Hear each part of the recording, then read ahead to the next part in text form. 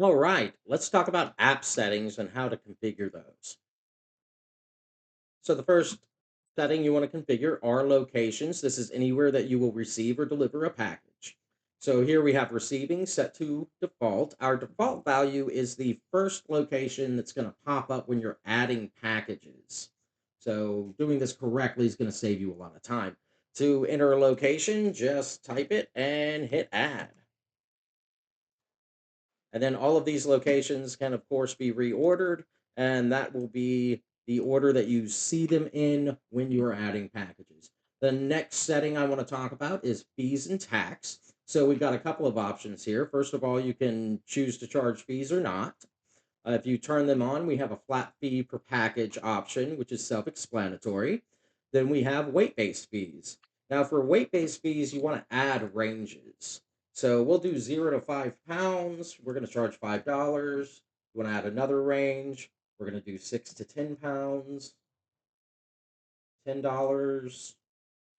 Add another range, 11 to 15, $15. You get it. Make sure you save your weight ranges here.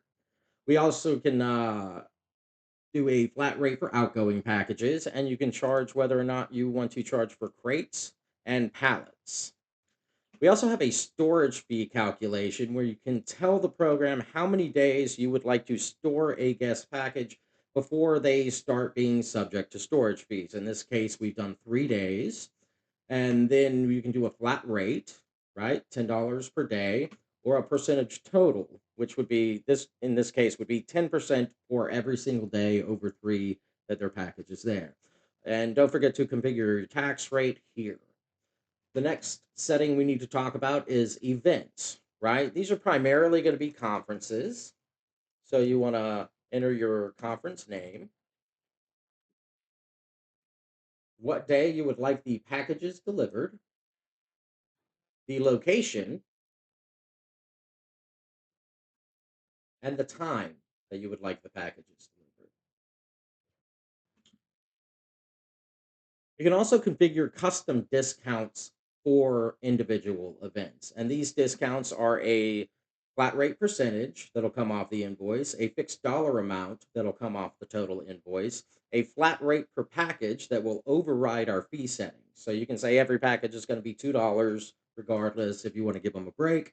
And then we have a number of free packages that a group will get. So if we want to give them 3 free packages, what's going to happen is when you generate an invoice, PackageHawk is going to identify the 3 packages that weigh the least, and those are going to be set at a $0 handling fee. You can also choose to completely waive handling fees or storage fees for any group. So now that we've got that configured, we add our event. You can reorder them. Another key point is after you've got all of the packages logged, don't be worried about deleting these. All the information and data is already saved. So if you want to keep this clean, delete these things after they're done. You can still see it in reports. Another interesting point about events, it doesn't necessarily have to be an event. For instance, if I don't want to charge transient guest for packages, then I'll just say transient guest. You don't really, if you want to give a location, you can. Definitely give it a date and a time. This is really helpful for like retail operations if like they're super busy during one time of the day and they'd rather have their packages delivered at a certain time, this is where you put that in, and then everybody can at least see the time that they want things delivered. And then since we're not going to charge transient guest anything, we're going to go ahead and waive both of those fees, and we're going to add the event. You can also do this for departments like retail or engineering. The most important setting we're going to talk about are the view settings. If you can see over here in the left, we have an incoming, outgoing, global packages, and completed log. So these are how you configure what columns you see and in what order you see them. So you can move these around and check them and uncheck them. And this is especially important when you are using a mobile device because you want to have as few columns visible as possible so you're not seeing irrelevant information and that the mobile device is easy to navigate while you're scanning packages. All right, well, that concludes our video on the app settings. Check us out next for an instructional video on logging packages, and our logs.